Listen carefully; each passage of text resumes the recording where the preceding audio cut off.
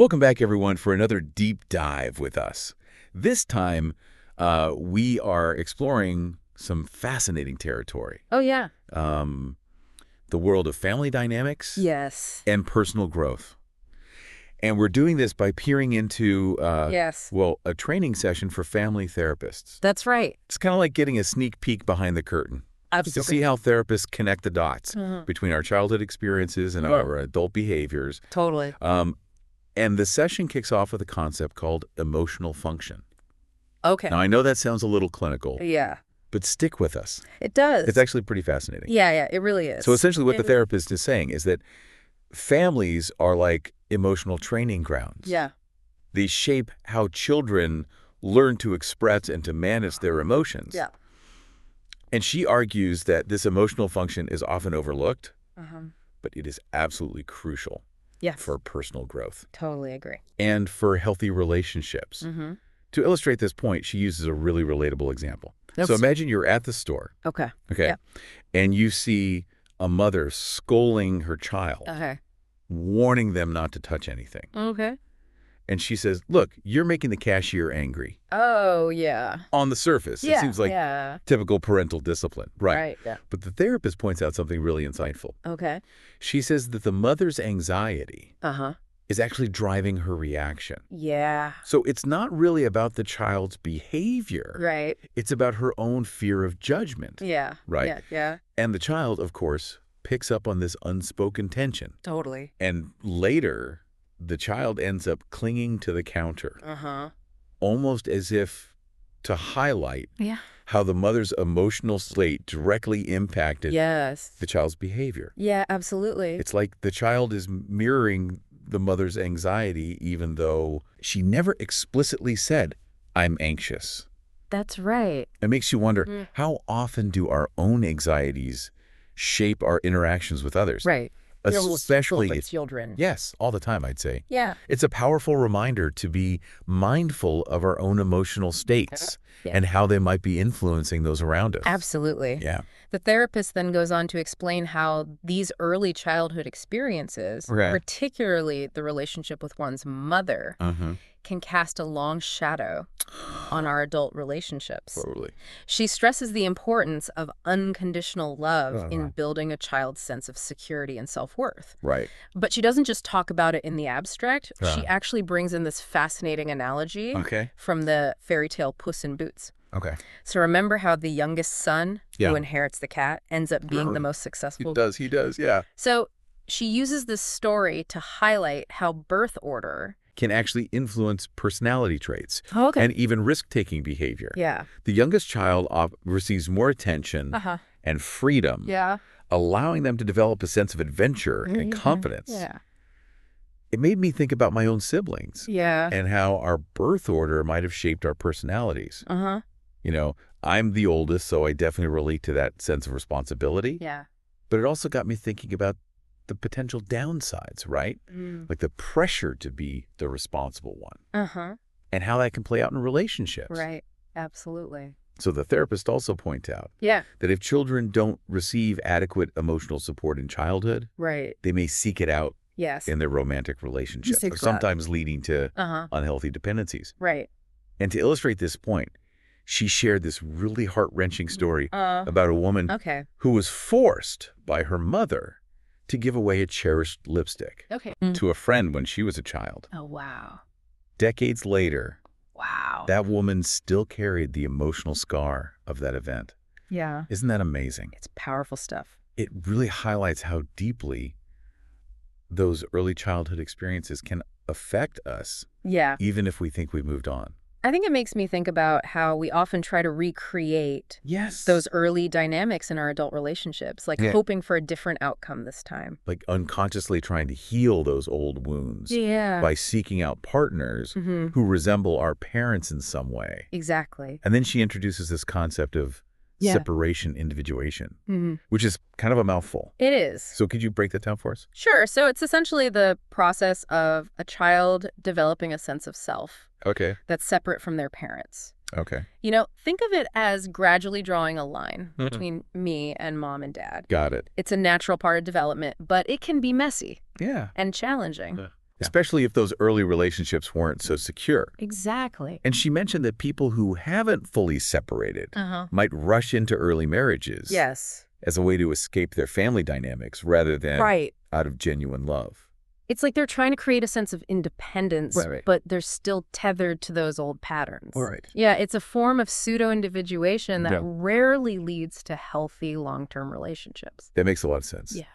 She also talked about the importance of separating the image of the father from the general image of a man, particularly for women. Right. What does she mean by that? Well, it's about recognizing that our fathers are just one example of what a man can be. Got it. If we don't make that distinction, we risk projecting our father's traits onto all men, potentially repeating unhealthy relationship patterns. So it's about breaking free from those ingrained images and choosing partners based on who they truly are. Exactly. Not who they remind us of. Yeah. It's a reminder that we have a choice in who we let into our lives. Yes.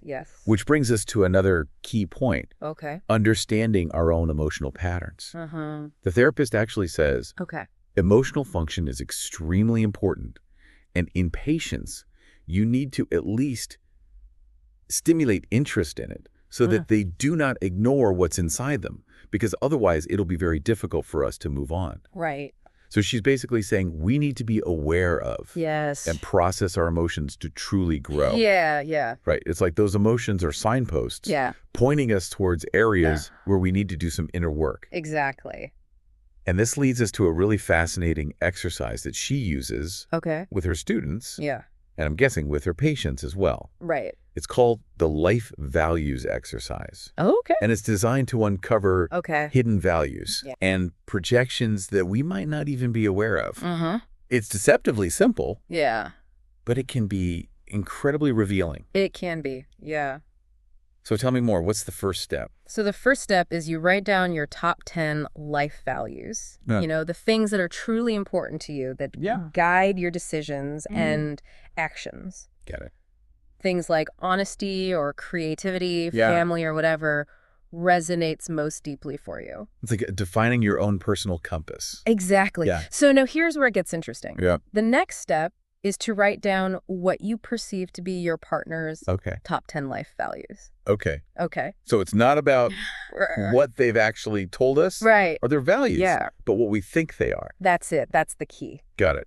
And this is where we start to see those projections come into play. Right. Our perceptions are often colored by our own experiences, our biases, even our past relationships. So we might be attributing values to our partner that actually reflect our own desires or expectations rather than their true beliefs. It's like we're looking at them through a filter, not seeing them clearly for who they are. And to make things even more intriguing, the therapist adds a third layer. Another layer. To this exercise. Like it. You identify someone your partner resembles. It could be anyone. A celebrity. A family member. Even a fictional character. Got it. So we're comparing our own values to what we think our partner's values are. And then to the values we associate with someone they resemble. Got it. And this triple layer comparison reveals a lot about those subconscious projections we place on others. It's like holding up a mirror to ourselves, isn't it? It is. We're not just learning about our partner, we're learning about our own internal landscape. And how it influences our relationships. Exactly. So the therapist emphasizes how powerful this exercise can be in couples therapy. It allows partners to step outside their own perspectives and gain a deeper understanding of each other, fostering empathy and compassion. So it takes the focus off of blame and judgment. Exactly. And allows for a more curious and open-minded approach to communication. I can see how this could be incredibly helpful. It is. In breaking down those communication barriers that often arise in relationships. Totally. It's about recognizing that we all come with our own baggage. Our own unique set of experiences that shape how we see the world. And sometimes those experiences can lead to misunderstandings and conflicts. For sure. If we're not aware of them. Yeah, absolutely. So speaking of baggage, the therapist also touches on the concept of addiction. Particularly alcoholism. She suggests that it often stems from an inability to cope with life's challenges in a healthy way. She describes it as a form of self-medication. Yeah. Where individuals turn to substances like alcohol to numb their emotions and escape from painful realities. Exactly. But as she points out, yeah, it's not a sustainable solution. Right. It creates a vicious cycle It does. of dependency that ultimately exacerbates the underlying issues. Yes. She also makes an interesting observation about how some individuals, particularly those struggling with alcoholism, tend to romanticize their past, focusing on the good times and minimizing the negative consequences. Yeah. It's like they're creating a narrative Right. that allows them to avoid confronting Yeah. the painful truth of their addiction. Exactly. So she stresses that true recovery involves acknowledging the harmful impact of the addiction and taking responsibility for one's actions.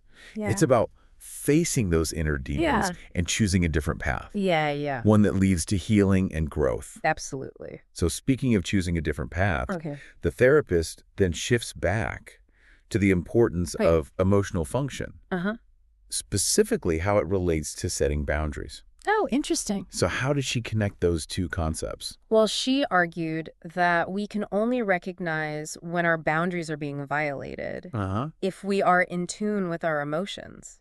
Okay. It's those feelings of discomfort, anger, or resentment that signal when someone is overstepping. So if we're not paying attention to our emotions, we're more likely to let people walk all over us. Exactly. Potentially leading to resentment and conflict.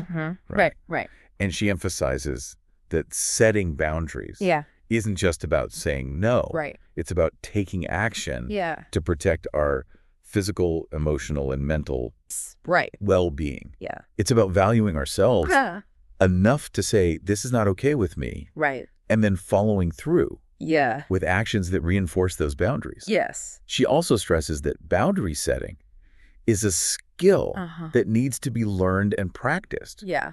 Especially for those who grew up in environments where boundaries weren't respected. Right. So it's like rewiring our brains it is. to recognize those red flags and respond in a way that prioritizes our own well-being. Absolutely. Which I imagine can be quite challenging for some people. It can be, yeah. But she emphasizes that setting boundaries is essential for healthy relationships. Yes. It allows us to connect with others authentically and respectfully. Yeah.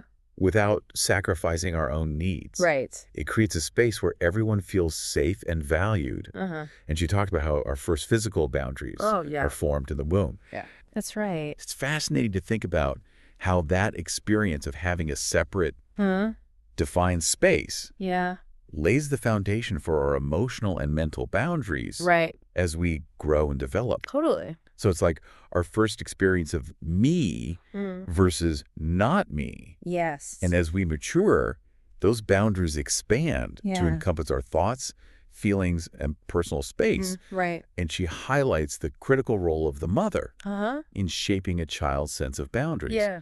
So through her attunement and responsiveness, a child learns to differentiate between their own needs and the needs of others. Yeah. So if a mother is emotionally unavailable or inconsistent, it can make it harder for a child to develop healthy boundaries. Absolutely. Right? Yeah. They might grow up feeling insecure, anxious, or totally overly dependent on others for validation. Yeah. It's like they never fully developed that internal sense of security and self-worth. Right. And as we discussed earlier, these early experiences can have a profound impact on our adult relationships. Right. So we might find ourselves attracting partners who are emotionally unavailable or who tend to overstep our boundaries. Exactly. It's like we're unconsciously seeking to heal those old wounds by recreating familiar dynamics. Yeah, exactly. Trying to rewrite the script. Yeah. But ending up with the same story. Totally. So, but she emphasizes that true healing involves recognizing those patterns and consciously choosing partners who align with our values and our needs. It's about breaking free from the cycle and creating relationships that are truly nurturing and supportive. Yeah. Now, the therapist presents a particularly challenging scenario that comes up in therapy. What happens when a client's mother was emotionally immature Right. or unavailable. That's a tough one. That's a tough one, right? Yeah. So she describes how these clients often crave the unconditional love they never received, struggling to accept that their mothers were simply incapable of providing it. Yeah. It's like grieving a loss they never had. It is. So how do therapists even begin to help people navigate that kind of pain? So she stresses the importance of providing a safe Okay. and compassionate space for clients to process these complex emotions, helping them understand that their mother's limitations were not a reflection of their worthiness. Right. You know, it's about validating their experience and helping them find a path towards healing. It sounds incredibly challenging. It is. But also incredibly rewarding. Yeah. She also highlights how crucial it is for these clients to learn, to parent themselves, to give themselves the love and acceptance they never received. It's a journey of self-discovery. It is. And empowerment. It is. Then the therapist moves on to discussing the impact of divorce on children, particularly when the father is absent. She acknowledges the challenges, but also emphasizes that children are remarkably resilient and adaptable. They are. So even without a father figure present in the home, they can still develop healthy senses of masculinity or femininity. Exactly. Right. Yeah.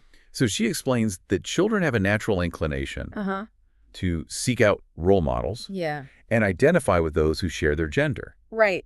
So they'll find those influences in grandparents, uncles, teachers, even fictional characters. Right. It's about having positive influences who can provide guidance and support regardless of their biological relationship to the child. Exactly. And then she dives into this concept of gender roles and how they're shaped by both family dynamics and societal expectations, noting that traditional gender roles are becoming increasingly fluid. Right. We're seeing more women in leadership positions, more men taking on caregiving roles. Right. It's like the old rule book is being rewritten. It is. Which can be both exciting and confusing. And the therapist acknowledges that this shift can be particularly challenging for those who grew up with rigid gender stereotypes. Right. It requires a willingness to question those ingrained beliefs and embrace a more expansive view of what it means to be a man or a woman. Right, exactly. So it's about recognizing that there are many ways to express masculinity or femininity. And it's okay to redefine those roles based on individual preferences and values. She encourages her students to approach these issues with curiosity and open-mindedness. Right. Recognizing that there is no one right way to be a man or a woman. And then she tackles a topic that often sparks debate. Same-sex parenting. Right. I appreciate that she didn't shy away from this potentially sensitive issue. She approached it with respect. She did. And sensitivity. Yes. Acknowledging that there are diverse opinions on the subject. While highlighting the capacity of same-sex couples to provide a loving and supportive environment. She also recognizes that children in these families may face challenges navigating societal expectations and gender roles. And she emphasizes that ultimately the most important factor is the quality of the parent-child relationship, regardless of the parent's sexual orientation. That's right. It's about creating a home filled with love, acceptance, and support, regardless of the family structure. Exactly. So shifting gears a bit. Okay. The therapist then delves into the importance of communication within families. She stresses that effective communication isn't just about talking. It's about truly listening and understanding. It's about seeing and hearing each other, creating a space where everyone feels safe to express their thoughts and feelings without fear of judgment. Right. She also points out that many communication breakdowns occur because people are so focused on getting their point across that they fail to listen to what the other person is saying. It's like two ships passing in the night. Right. So she emphasizes the importance of nonverbal communication, like body language and tone of voice. Sometimes what we're not saying speaks louder than the words themselves. Yeah, it's true. She encourages her students to pay attention to those subtle cues because misinterpretations often arise from misreading nonverbal signals. That's right. It makes you wonder how many arguments could be avoided if we were all a little more attuned to each other's body language. Just like learning to read between the lines. So she highlights that healthy communication involves assertiveness, expressing needs and feelings clearly and respectfully while using I statements rather than blaming or accusing language. For example, instead of saying, "You always make me feel angry," we could say, "I feel angry when you speak to me in that tone." It's a subtle shift in language. It is. But it makes a huge difference. It does. In how the message is received. She also emphasizes the importance of active listening. Paying attention to both verbal and nonverbal cues. And she even suggests practicing reflecting back what we hear to ensure understanding. It's like holding up a mirror, demonstrating that we're truly listening and making an effort to understand the other person's perspective. Which creates that sense of validation and respect. That's so crucial. It is. For healthy communication. And then she brings it all back around, connecting communication to those boundaries we were discussing earlier. So how so? Well, she explains that setting boundaries involves communicating our limits clearly and respectfully. It's about letting others know what we're comfortable with and what we're not comfortable with. Both verbally and non-verbally. It's about protecting our physical, emotional, and mental space. And she reiterates that setting boundaries is essential for healthy relationships. Allowing us to connect authentically without sacrificing our needs. It's about creating a space where everyone feels safe and valued. So this all ties back to that idea of emotional function, doesn't it? Yeah, it does. It's about recognizing our own emotions, understanding how they impact our interactions, and communicating our needs effectively. It's like weaving all these threads together to create a tapestry of healthy relationships. It is, yeah. Speaking of weaving threads, didn't she introduce another exercise? Yes. Something about communication patterns? Yes. It's actually a variation of the life values exercise we talked about earlier. It's specifically designed to explore communication dynamics within a relationship. I'm all ears. Tell me more. Okay, so it builds on the life values exercise, but instead of just listing values, you actually write down phrases that represent how you typically communicate. For example, you might write, "I tend to withdraw when I'm upset," or "I get defensive when I feel criticized." So it's about identifying those habitual patterns that can sometimes sabotage our communication. Exactly. And then, just like in the original exercise, you do the same thing for your partner. You write down phrases that represent how you perceive them to communicate. I see where this is going. So we start to see how our perceptions of each other's communication styles might not always align with reality. Exactly. It can highlight those blind spots where we might be misinterpreting each other's intentions or reacting based on past experiences rather than the present situation. It's like those old tapes playing in our heads. Influencing how we hear and respond to our partner. Exactly. And just like in the life values exercise, she encourages you to identify someone your partner resembles. And do the same thing for them. That's right.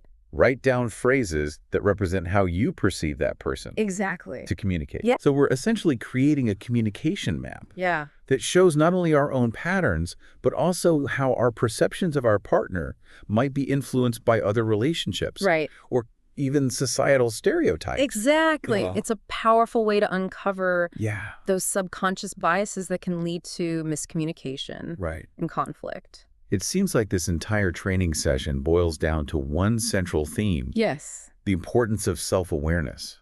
Absolutely. It's about recognizing the impact of our past experiences, understanding our emotional patterns, and being mindful of how we communicate. It's like that saying, the unexamined life is not worth living. To have healthy relationships, we need to be willing to turn the spotlight inward. And examine our own beliefs, biases, and behaviors.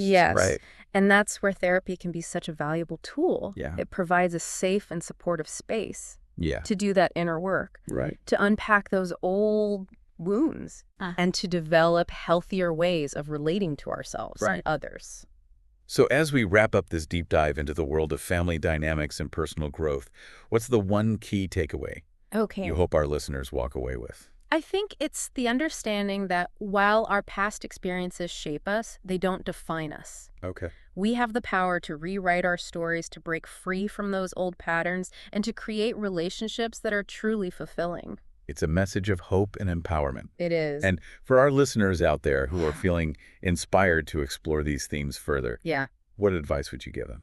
Start by asking yourself those tough questions. Reflect on your childhood. Consider your emotional patterns. Pay attention to how you communicate. And if you need guidance, don't hesitate to reach out to a therapist. There's no shame in seeking support on this journey of self-discovery. Wonderful advice. Thank you. And on that note, we'll wrap up this episode of The Deep Dive. Keep exploring, keep questioning, keep growing. Until next time. It's about recognizing our own emotions, understanding how they impact our interactions, and communicating our needs effectively. It's like weaving all these threads together to create a tapestry of healthy relationships. It is, yeah. Speaking of weaving threads, didn't she introduce another exercise? Yes. Something about communication patterns? Yes. It's actually a variation of the life values exercise we talked about earlier. It's specifically designed to explore communication dynamics within a relationship. I'm all ears. Tell me more.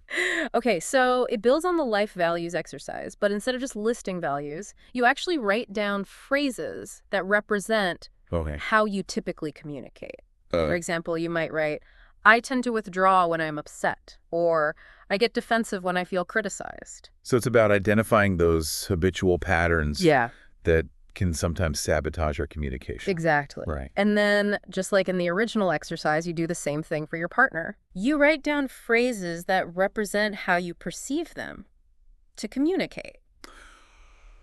I see where this is going. Right. We start to see how our perceptions of each other's communication styles might not always align with reality. Exactly. It can highlight those blind spots where we might be misinterpreting each other's intentions or reacting based on past experiences rather than the present situation. Like those old tapes playing in our heads, Yes. influencing how we hear and respond to our partner. Exactly. And just like in the life values exercise, she encourages you to identify someone your partner resembles and do the same thing for them. That's right. Write down phrases that represent how you perceive that person. Exactly. To communicate. Yes. So we're essentially creating a communication map Yeah. that shows not only our own patterns, but also how our perceptions of our partner might be influenced by other relationships. Right. Or even societal stereotypes. It's a powerful way to uncover Yeah. those subconscious biases that can lead to miscommunication Right. and conflict. It seems like this entire training session boils down to one central theme. Yes. The importance of self-awareness. Absolutely. Right. It's about recognizing the impact of our past experiences, Yeah. understanding our emotional patterns, Right. and being mindful of how we communicate. It's like that saying, the unexamined life is not worth living. Right. To have healthy relationships, we need to be willing to turn the spotlight inward Yes. and examine our own beliefs, biases, and behaviors. Yes. Right. And that's where therapy can be such a valuable tool. Yeah. It provides a safe and supportive space Yeah. to do that inner work, Right. to unpack those old wounds, Yeah. and to develop healthier ways of relating to ourselves and others. So as we wrap up this deep dive into the world of family dynamics and personal growth, what's the one key takeaway you hope our listeners walk away with? I think it's the understanding that while our past experiences shape us, they don't define us. Okay. We have the power to rewrite our stories, to break free from those old patterns, and to create relationships that are truly fulfilling. It's a message of hope and empowerment. It is. And for our listeners out there Yeah. who are feeling inspired to explore these themes further, Yeah. what advice would you give them? Start by asking yourself those tough questions. Okay. Reflect on your childhood. Consider your emotional patterns. Pay attention to how you communicate. Right. And if you need guidance, don't hesitate to reach out to a therapist. Yeah. There's no shame in seeking support on this journey of self-discovery. Wonderful advice. Thank you. And on that note, we'll wrap up this deep dive. Keep exploring, keep questioning, keep growing. Until next time.